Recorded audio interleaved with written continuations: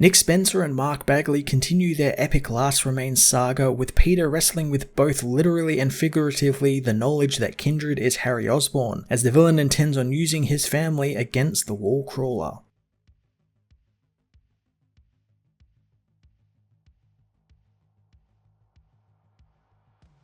Again, Nick Spencer weaves a fantastic story here, gathering up some of the plot lines that he and Matthew Rosenberg have been running through the tie-ins with the Spider Family and MJ, and finally bringing them all together for the big finale coming up in issue 55. A big part of this issue was death and rebirth, something Peter experiences much of just in this issue and has experienced a lot in his life, since we find Kindred can resurrect people, so he uses that power to brutally murder Peter over and over again, only to bring him back to life to murder again. It was actually quite shocking of a thing to see, and was done in a pretty violent way, which I applaud Spencer and Mark Bagley for doing. Again, Spencer does a fantastic job tying in older Spider-Man stories, and Peter and Harry's long and turbulent relationship is explored here, and I'm intrigued to see where it's going to go as we enter the finale. Mark Bagley returns with his awesome artwork, and I love the way he drew the many deaths of Peter this issue, all of which were violent and bloody as the last. I really enjoyed his paneling this issue, and I liked how he intercut Peter's violent deaths with Peter and Harry's past, with them being friends, and then eventually the really fantastic panel of just Peter and Harry in the goblin costume's hands when Harry died in Peter's arms. I really love that sort of parallel they intercut there.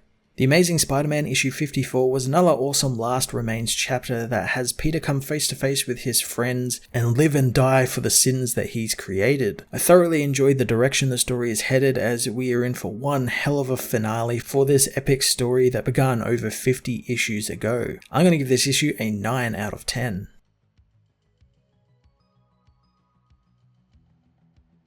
The Amazing Spider-Man issue 54 finds Peter still not believing that Harry is Kindred, telling the villain that he never will believe it. Harry reassures Peter it's really him, but the hero knows what Harry is really like, and they have been through things like this before, wanting to help his friend through it, and no one else will get hurt. Harry says that he doesn't want anyone to get hurt as he attacks Spider-Man, knowing that that's why he needs to stop Peter. Peter fights back, saying that they've been through this and knows Harry always loses, attacking the man's centipede monsters as Kindred masks himself up. Kindred says that he wants to show Peter how much he's changed this time, slamming Peter into the ground. Peter knows that it's just the same old Harry with daddy issues, and he admits the man had him going for a while, thinking the being really was some all-powerful monster and not the broken child he's fought for years. Peter continues his vicious assault on Kindred, asking Harry if he's tired of this cliche of being the first name people think of when things go wrong. But this time the man has made the mistake of going after his friends. Spider-Man doesn't stop beating Kindred, telling the villain that he should have left him dead, but Kindred says that it was never about killing Spider-Man. It's so much more than that. Kindred gains the upper hand in the battle, telling his former friend that it's more than just another breakdown of a hero, saying Peter thinks Harry is hearing voices and haunted by the ghost of his father, but he's past all of that now, and he's no longer chased by demons. He is a demon, and he plans on showing Spider-Man what hell looks like. Grabbing a rock, Kindred tells Peter to have a look as he beats the hero's face in with a rock,